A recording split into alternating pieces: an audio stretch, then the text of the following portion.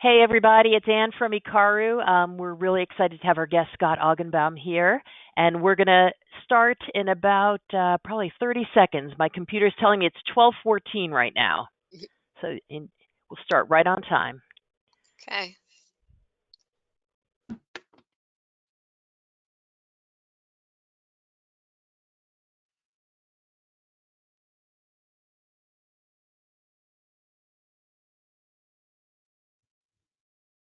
Okay, it's 12:15, so we have to stick to our schedule. Thank you. I want to thank our community for listening into our webinar today. We have a great webinar planned for you with our guest speaker, Scott Augenbaum, who I told you is a former FBI agent, and he's going to be talking with Ann Westerheim, the president and founder of Ikaru. I'm going to skip away right now while they talk, and then I'll come back at the end. Thank you. All right. So we're so excited to have you here today, Scott. And it's a little different of a format today from folks who've been on our other training sessions. We're not going to have any slides. We're going to hear Scott talk about everything he's seen in the FBI over 30 years. So, yes, Scott, thank you so much for joining our community today. Thank you for having me. And you want to know why we're not doing slides today? Because everyone's time is valuable. Everyone's tired of death by PowerPoint, because when you have a PowerPoint, you have to stick to it. And I want to have an open conversation with you. Because Ann's a friend of mine. So what this is going to be is two friends having a conversation. And I want the community on there to be part of it. And to Ann, make you crazy with questions. So, that's my goal over here. All right. And for those, first of all, find Scott Augenbaum on LinkedIn because he has a ton of great content out there. He's always talking about cybersecurity awareness. I've seen him at a couple of conferences, so that's how I got to know him. He has a really great book that's out, The Secret to Cybersecurity, Simple Plan to Protect Your Family and Business Against Cybercrime. And yeah, so Scott, how did you get started working in the cybersecurity division? Well, got to go back a little bit further in time because, Okay. If you would have told me some like 36 years ago today, I'd be retired from the FBI, living in Nashville, Tennessee, and handling cybercrime. And I know there's a lot of teachers out there who are laughing that even I wrote a book. I'd say, no way, grew up in New York City, raised by a single mom. And, that's back in Generation X and in the 80s and 70s, single mom. She was just concerned that I went from 7th grade to 8th grade. And, when I graduated high school and I got accepted into community college with my 71 average, she was thrilled. I didn't have the heart to tell her in order to get into community college, you just needed to have a diploma and not get convicted of a felony. When I completed my I said I was going to get my act together in community college, and I really didn't, and I graduated with a 2.27, and she was so proud of me. That's the whole thing with moms. They're proud of you no matter what you do. Yeah, moms are great. But my mom did something that moms shouldn't do today for kids. My mom actually filled out an application for me to become a file clerk with the FBI in 1988, making $12,038 a year. And if it wasn't for my mom, I have no idea where I would be. And when I go visit my mom in Brooklyn, she's 89 years old. She still laughs, and she goes, at 89, she goes, you have to thank me, because if it wasn't for me, you'd still be hanging out with your pothead friends. I had to make some good choices. So I joined the FBI in 1988. I became in 6 years later, sent to Syracuse, New York. And if you ask me to define the role of an agent in 95, it's easy. Bad people do bad things to good people. I work with state and local cops. We put bad guys in jail. It's really fun. It's really exciting. But in 1997, I become the internet guy in the office. Not that I want to do it, because I'm the only person with advanced computer skills in 97. And what did you think? What was an advanced computer skill in 1997? Well, I was able to. I have the benefit of having read your book, so I know so there were a lot of really advanced things going on, and AI, there was AI research back then, cryptography, but I'll leave you to say what your advanced skill was in was 1997. I knew how to turn on a Windows 95 computer, and I knew how to use Yeah. AOL. And out of a group of FBI agents, I'm the one with advanced computer skills. And that's how I got my start into cybercrime. And I didn't want to do cyber. It wasn't the cool, sexy job. My friends made fun of me because we were chasing thrill seekers and amateurs. But here's the point I really want to bring up. It's 1998. So what is that? 23 years ago, right? I think I'm doing the math right. 23 years Yeah. ago, the National Infrastructure Protection Center is formed at Washington, D.C., not to address cybercrime, but it's to address critical infrastructure protection because the federal government was concerned some 23 years ago of foreign adversaries getting into our nation's critical infrastructure, which is owned by the private sector. And that's where I got my start into cyber in 1998. Yeah, and I think back, if people can kind of rewind to that time, that was the era of you've got mail. That's as much as the general public was doing at that time. But there were still interconnected networks that some smart people were doing and moving information back and forth around. But something happened in 99 that really kind of changed the scope of it. And that was e-commerce. Because in the old days, a bank robber had to stick a gun to your face and he had to actually physically do something. And, and if you go to I think it's the second chapter on my book. I actually take the information off one of the slides that I used in 2001, because in 2001, I was giving presentations for the FBI, warning people about this emerging cybercrime. And what were we talking about? In 22 years ago, there are no boundaries in cyberspace. A bad guy, you can be anonymous. And back then, we kind of thought doing cyber investigations, it was really kind of easy, because what happened was you found out someone was hacking you. There was a digital footprint. There was a breadcrumb. You sent a subpoena to one of the internet service providers, and they told you who was behind the keyboard. And I was like, wow, this is pretty easy. We were identifying hackers all the time. And the last thing that I remember in the slide in 2001, because I would do these presentations, I'd ask the audience, what percentage of you have email? And maybe 35% raised their hands. Yeah. I said, one day everyone's going to have email. And so that's really kind of the foundation. But in 2002, the FBI forms a cyber division at FBI headquarters to fight this global threat. 21 years ago. They develop a national strategy. I go to Washington, D.C. to be on the forefront of this, and all my friends make fun of me. All the FBI guys say, you are committing career suicide, because the cybercrime problem is going to disappear by 2007, and it will be solved by technology and really smart people who can write code. So let me ask you, Ann, and everyone out there, how's that working for us?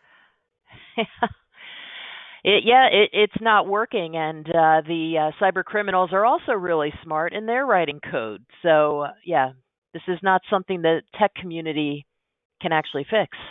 Well, and it's not even that, because I'm going to be honest with you, when I hear people say, well, the threats are so advanced, and I don't want to get ahead of myself here, I go, no. A lot of the threats are not sophisticated. It's just, here's the problem today. Right now, we're running our entire business off of an app on a phone, where we are logging into our phone to check our HR records. We're doing our payroll and everything like that. We're making technology easy and available to us. And that's one of the things we're really going to want to take a deep dive into, some of the lessons that I've learned, because I'm going to be honest, I'm looking at my slide deck from 2002.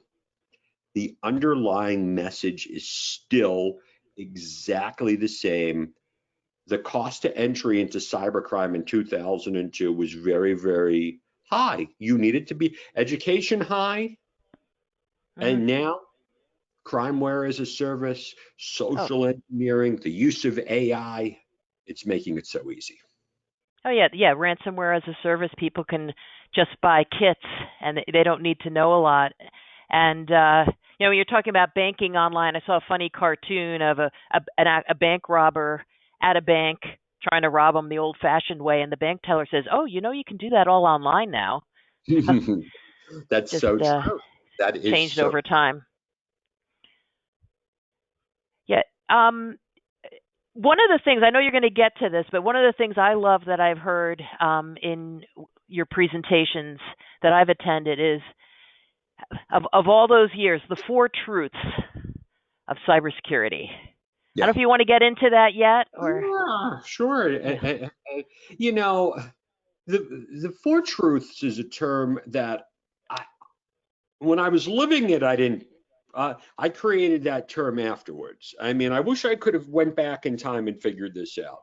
So as I progress on my story, I get to Nashville in 2007. I'm the first supervisor of the FBI cybercrime squad in Nashville. So I stay there from 2007 to the day I retire in 2018.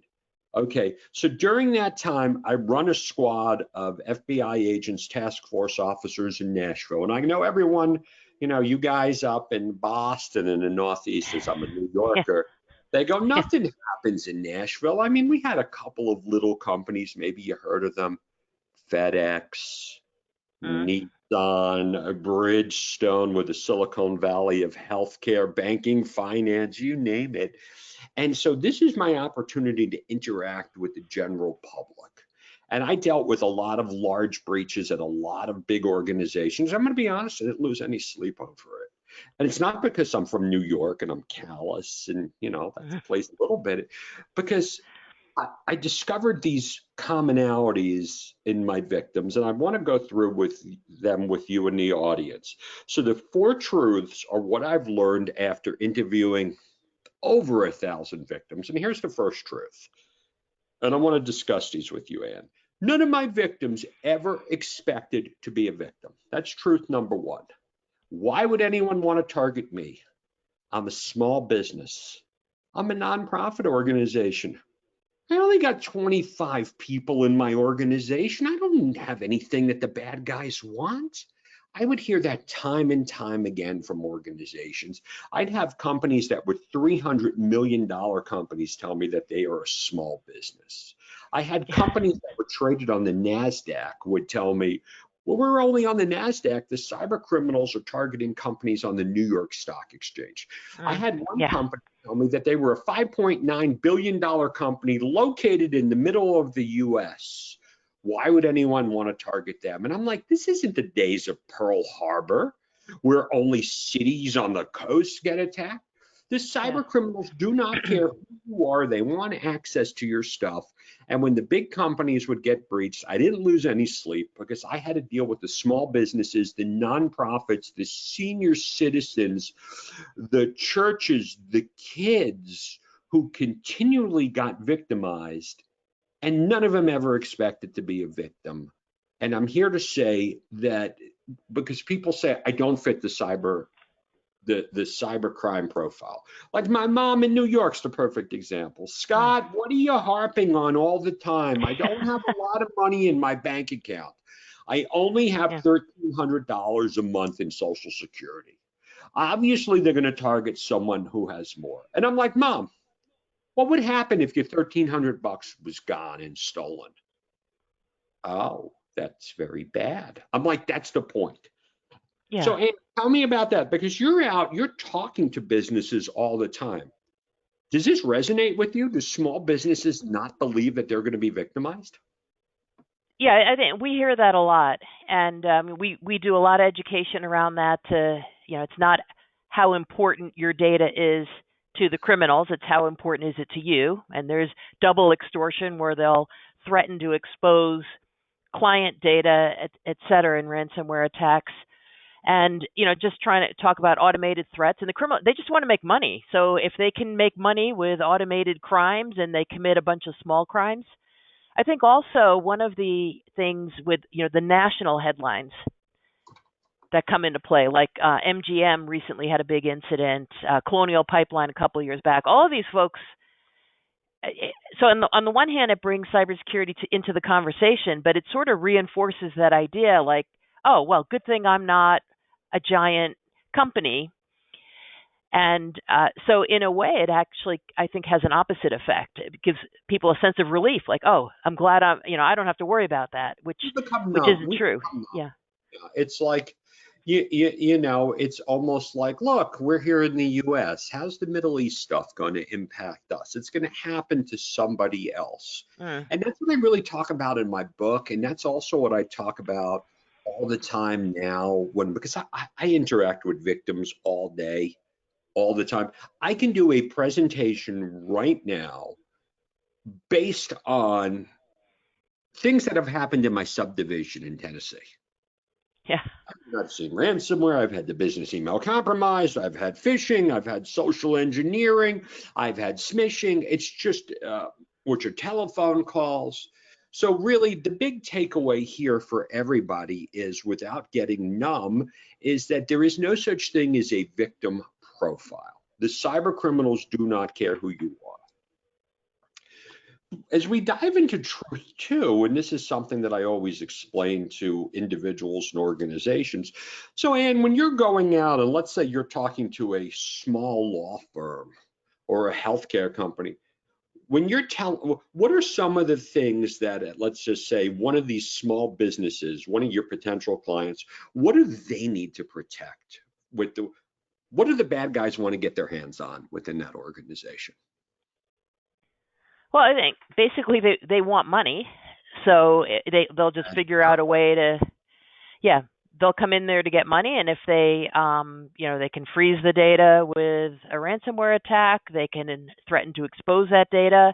And the thing that's really tough is for that local company, maybe 20-person company, that's their reputation and it's gone. They don't have the the mountains of cash to fight back against all this. It's big business. As I understand, it's bigger than all organized crime right now. Oh, it's bigger than, it's bigger than the drug. So let's kind of go through this. So listen, because I'd sit here with a law firm, sit here with a healthcare company. All right, I got my bank account protected. I'm like, all right, what are your crown jewels? What do you need to protect? Because unfortunately, so many of these organizations have everything in shared folders. So, or their OneDrive or their G Drive. So, I've seen cyber criminals get into OneDrives. And if you're an accounting firm, they're going to take your client records. Or if you're a healthcare company.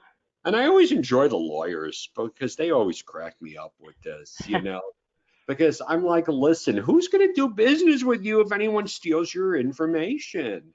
There is something called attorney-client privilege. And, okay, so there's so many different things, but but where is your information? In the old days, your information was sitting on-prem. Today, where is your information, Ann? Well, it's all over the place, and that's actually a tough conversation with people, like the NIST cybersecurity framework. Identify where's your stuff. There's people who just I'm just going to use Dropbox, and I'm going to move over company files, and it's on their home laptop. It's on their data's on their computer in their kitchen. It winds up everywhere. It sprawls, and it really can't be protected like that. And that's, you open up to a lot of different attack vectors. And that's a tough one because you got the people who say, well, I don't want to use Microsoft Teams or whatever. I like Dropbox, or I like this other solution. And you can't kind of have everybody just use their favorite thing because the data winds up everywhere. When I sit with organizations, and it's because I get brought in by very large organizations, and I have the CEOs who are much smarter than I am, and I'm like, hey, where's your information? So I'll sit with the business units, and the technology people are not in tune because all of a sudden I'll find out that the HR people are logging into their HR platform remotely.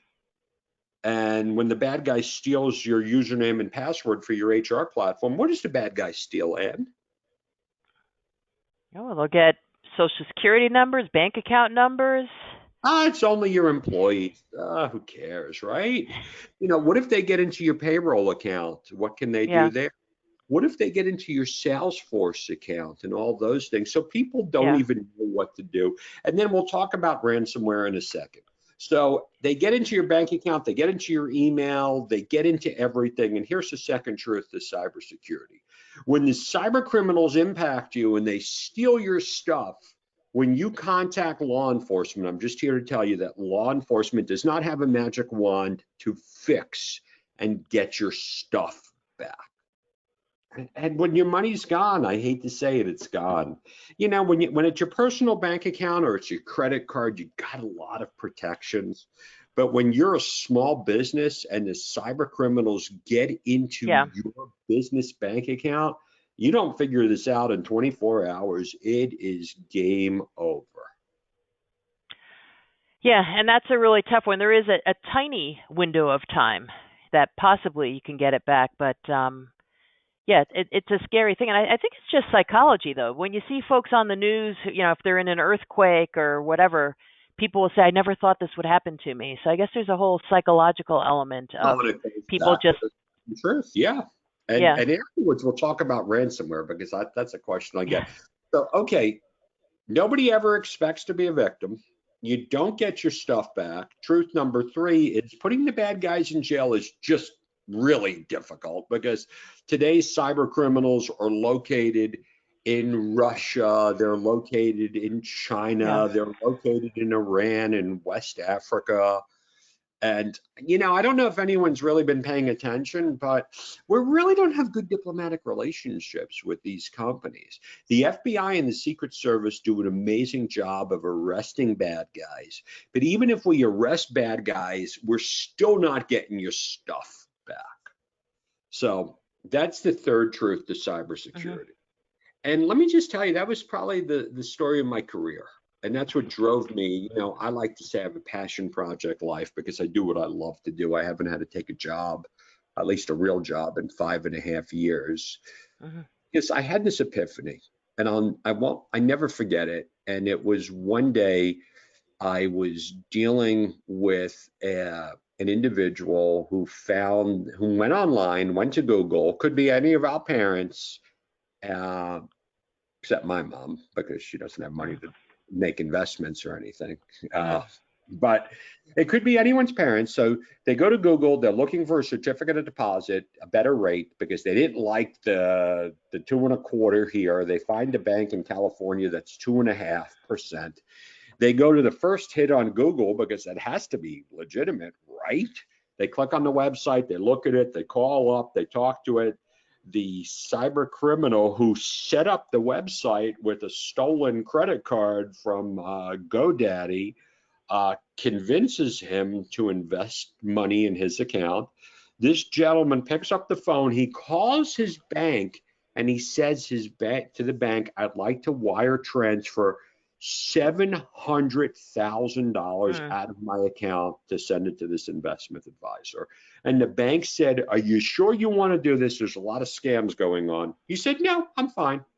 So the bank has no liability whatsoever. He transfers the money. The next thing you know, 3 days later, the website's down, the telephone number is down. We send, there's no such bank. We're sending yeah, grand jury subpoenas all over the country. It's taking weeks and weeks to get that back because we just can't call a bank and say, give me information on who's the bad guy, because everyone has privacy rights and you have to yeah. get a jury subpoena. And the cyber criminals take advantage of that. And the next thing I know, we lose track of the money and we lose it in Georgia, the country of Georgia. Yeah, yeah, I'm sitting with the family and I'm getting beaten up because they're like, you know what? If this was your dad, or your mom, you would have been on it. And, how come you mm can't get our money back? And, and I wanted to put my arm around the victim and say, well, if you just would have done this, that wouldn't have happened. And then I was like, wow, they all fit the same pattern. Yeah. It's the same pattern in victimization. So I retire in 2018. I think 2018 is ground zero for cybercrime. The cybercrime problem cannot get any worse in 2018. And during that time, I'm using a statistic from Cybersecurity Ventures saying that the cybercrime problem in 2015 was a $3 trillion problem, and by 2021, it's a $6 trillion problem. I'm using that all the time in my presentations. I'm warning people in 2017, 2018 that there's a storm coming. It's called ransomware. It's called the business email compromise, and I kept getting thrown back into truth one. Nobody ever expects to be a victim. So I retire. I don't think it could get any worse.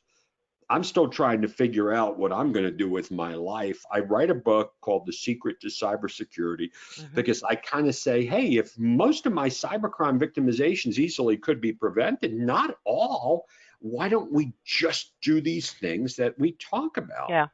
I'm going to hold it up again for the audience. That's and I'm going to, and I want people to connect with me. Don't buy it. Don't buy it.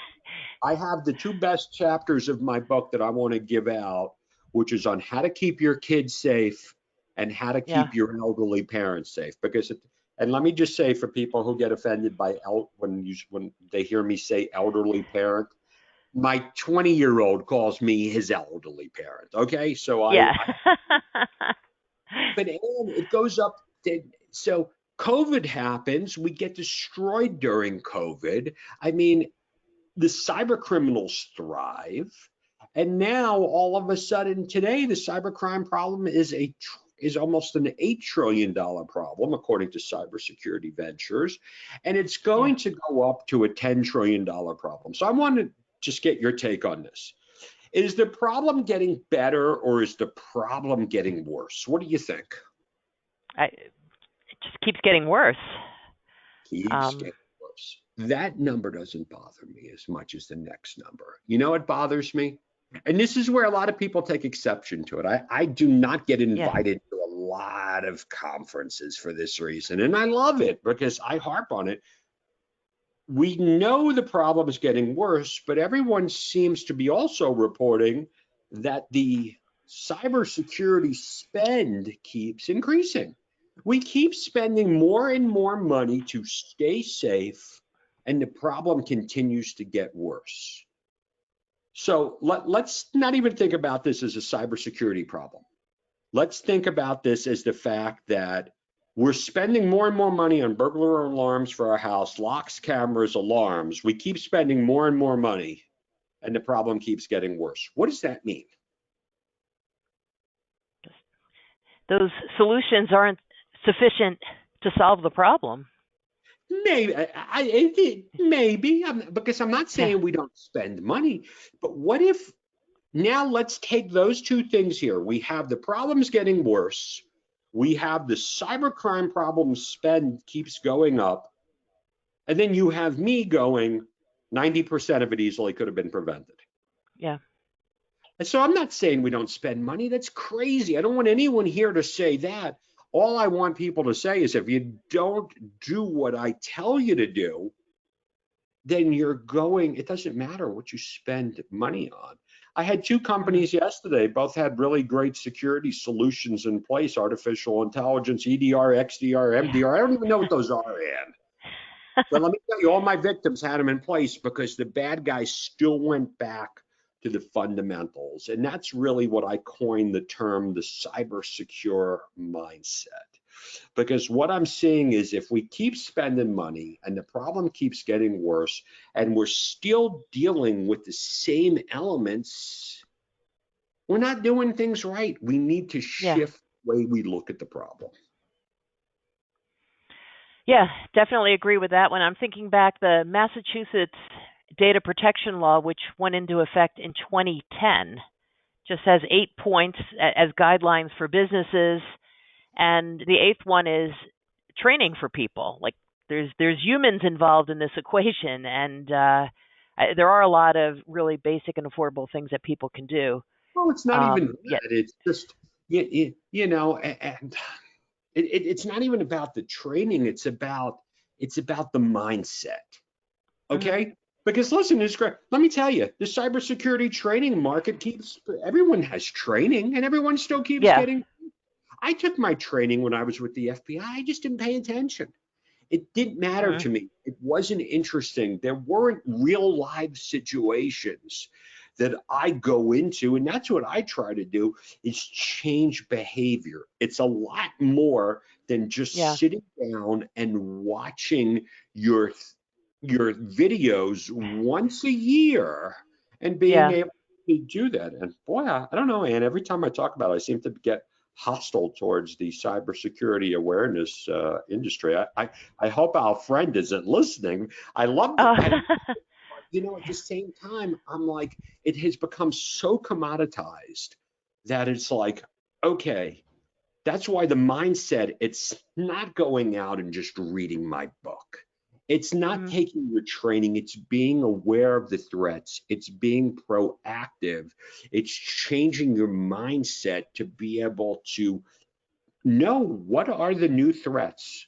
Just yesterday, and that's what I do on LinkedIn all the time, because I Yeah, just saw something yesterday, because I ran across two people yesterday who told me in my area that they've been getting telephone calls purporting to be from the local police department, trying to socially engineer them to get sensitive information. yeah. How long do you think it's going to take for a cybersecurity awareness company to be able to react that quickly to be able to tell their clients that, hey, you need to watch this?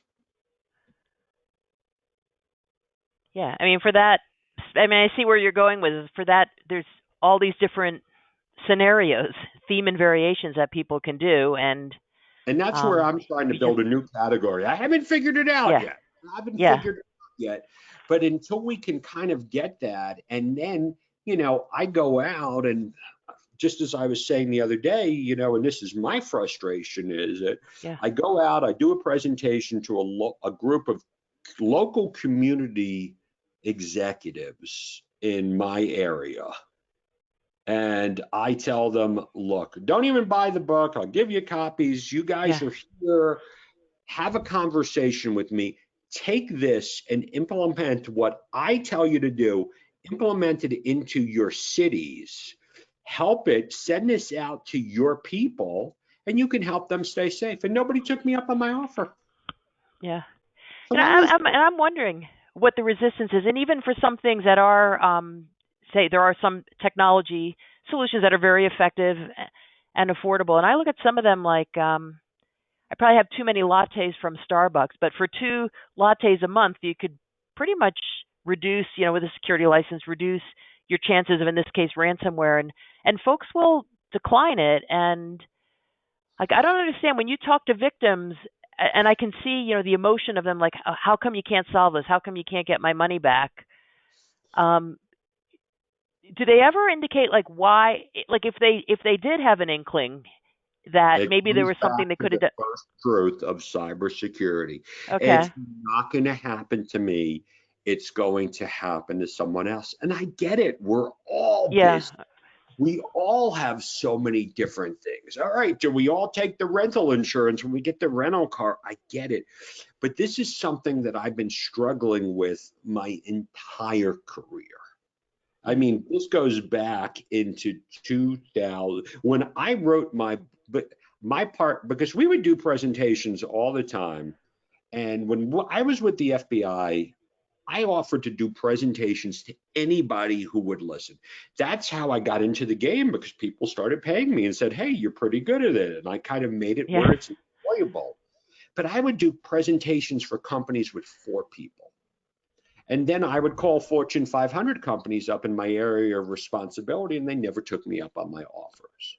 So when I wrote and I created a document called the Cyber Tips List. And I said to companies this was 8 years ago, and this is the basis of my book, and it's the basis of a framework that I want to give everybody, because I said, look, just do these 15 things. These patterns, I discovered patterns of victimization Just implement these patterns. If you implement these patterns, you will really help reduce your chances. And nobody ever took us up. So when I wrote the book, my partner at the time said, well, you're out of your mind. And I'm like, well, what are you talking about? He goes, you can't even give this stuff away for free. What makes you think people would pay for it? And I just pursued because a couple of people swam towards me. And I mean, when people swim toward, that's all you can do. Yeah. And I tell people, if you have it, and this is what I want all of everyone on your call to say, I'll even make an offer. I'm Scott Augenbaum, retired FBI agent. If anything bad happens to you, I'll give you my cell phone and you can call me. But I'm not going to be able to get your money back. I'm not going to be able to put you in touch with law enforcement to put the bad guys in jail. And at the end of the day, 90% of it could be prevented. When people call me, it's too late. Yeah.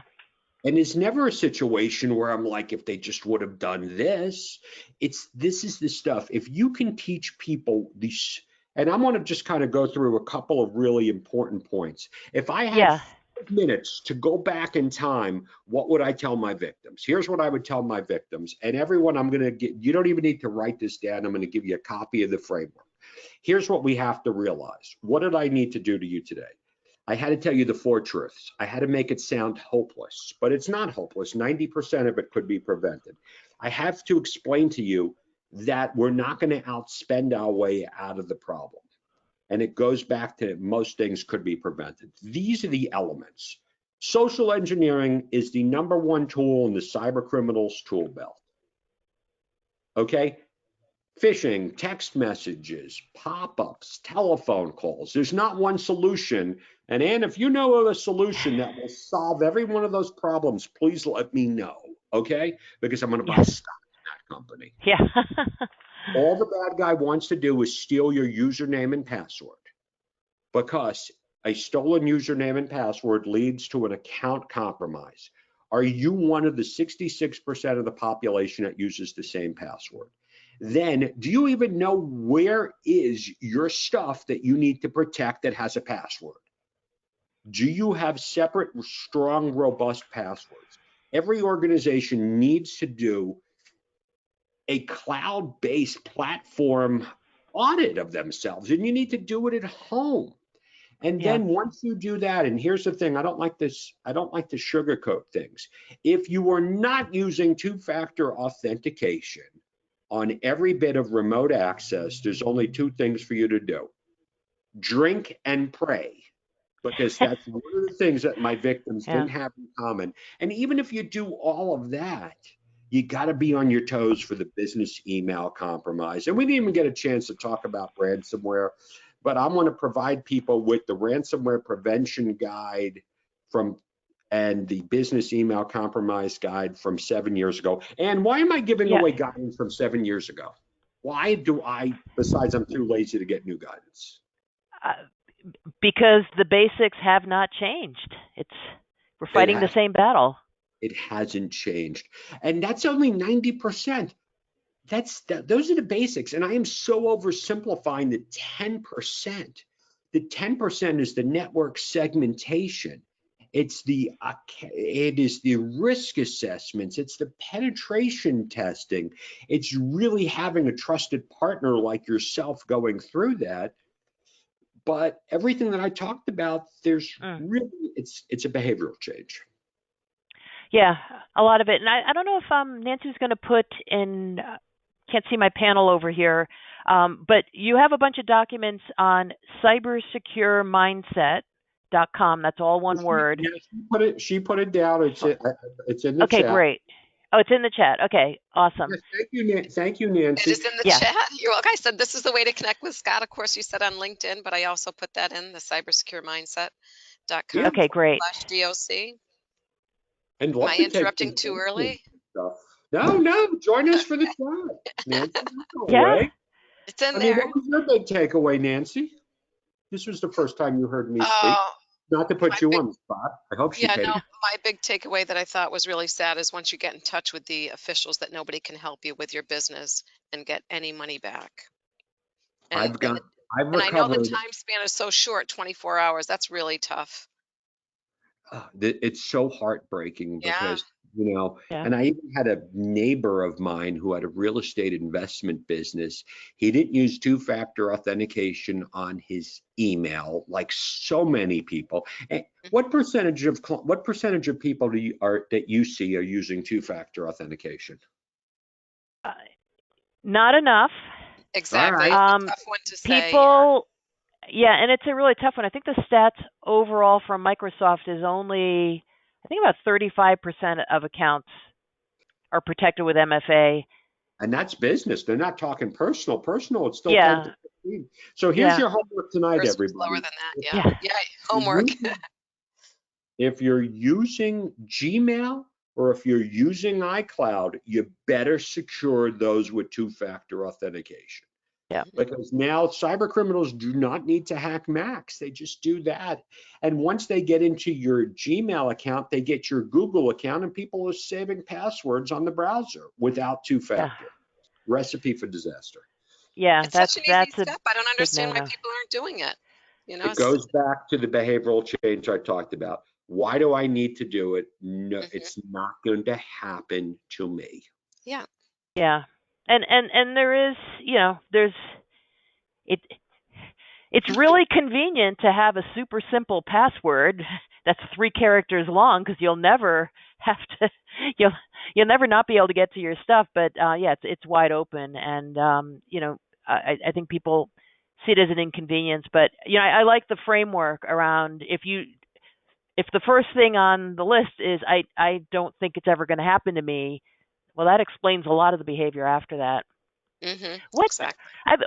we're almost up at the top of the hour. I'm wondering what percentage of cybercrime do you think actually gets reported?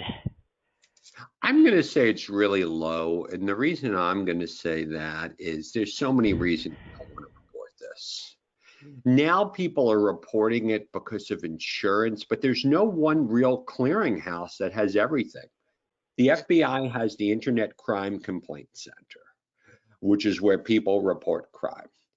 During my couple of years in Nashville, and still to this day, I probably touched about 150 million to $200 million in BEC losses. We're not talking the city of Boston or New York, we're talking Nashville.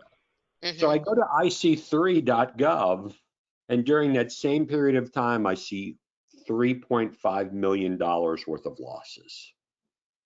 Yeah. People just aren't Awful. reporting this, especially when it's coming down to individuals, when it's coming down to our parents and everything like that. Right. Yeah. Do we have any That's a questions tough. from the audience? No questions have come in. We kind of, our audience is quiet like that. Oh, come on, Yeah, everybody. I'd love to hear what you yeah, you could put questions. I think a lot of folks don't know. You could put questions in where it says, on the side panel on here. But a question I hear from folks is, well, why should I report it if we learn that law enforcement can't recover the money? Then why should I report it? Well, because the FBI is gleaming some evidence. I have been involved in putting things together. I mean, it's not it's not good. I'd rather you focus your attention on the front end of this, Yeah. because when you're able to report these things, you're able to share that and other people as bits and pieces of intelligence that could help people from becoming the next victim. I mean, I understand it. I mean, I just had a mother call me up because her teenage daughter went into Steam and got tricked, which is a video game account, and got scammed out of $300. That's happening all the time. There's the sex. Yeah. There's so many things. Yeah, a lot of that. And I like a phrase that's in your book. Talk about, 'cause some people say, well, this is fear, uncertainty, and doubt, and just talking about like gloom and doom. And you have a phrase called FF, instead of FUD, fear, uncertainty, and doubt, you have FFRE, fear from real experience. And that changing our mindset and adopting some of these practices will help us all. I go back and forth with that all the time because, you know, and I'll put that up. I'll go, do you think that fear is an adequate motivator? And people are like, no, it's not an adequate. So I just want to put this together again. If Yeah. you do not put two-factor authentication on your personal Gmail, okay, and your personal iCloud account, these cyber criminals are going to get into your account and they are going to steal your money, okay? And then we'll go through the loop. You're not going to get it back and nobody is going to jail. Is that scary? I hope it is. That's horrifying. I want you to be scared. But my whole thing is to empower you into the fourth Yeah. truth.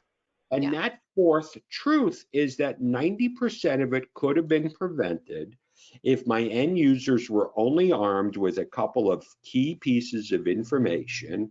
And because of that, that's it. So if you were interested, you know, just go to the landing page that I put up, cybersecuremindset.com/doc, and I will provide you that information. But if you're not interested in keeping your family safe, it's okay with me. Oh, all right. Well, I hope everybody checks that out. I use One that more thing. line all the time, Hmm? and I will still tell you right now, on my best day, if I ever get 20% of an audience who takes me up on that, it's a great day. And it's All right, also so everybody. no, this is no, don't pressure anyone, Ann. Okay. Yeah, okay. I won't pressure, but it's something that we encounter every single day, and Nancy talks to a lot of businesses in the community, and it's tough because if you've seen it and we live and breathe this every single day, well, you just please do these few things, make life a lot better. So, but we're at the top of the hour. All righty. I just want to end. I've had companies tell me we didn't like Scott's presentation. He told us we needed to do too many things. And I always go like this, don't do anything. I don't care. But if you have a problem, call me and I'll put you in touch with one of my friends who's in the gold standard of intrusion response. So when I say gold standard, it's because you have to pay with gold. And it's going to be a simple account compromise. And 90% of their stuff could be prevented. Well, Ann and Nancy, thank you so much for putting up with me today. Thank you know, so I much. love to do this stuff. Yeah, it was a lot of fun to have you. So, yeah, thank you everybody for joining us today. And I've lost my control. I have lost my ability to close this out, but I just want to thank everybody for joining us. I have three monitors. Something's always on a different monitor. Thanks so much for joining us today. Thanks. All righty. Bye-bye. Take care. Bye-bye. Bye-bye.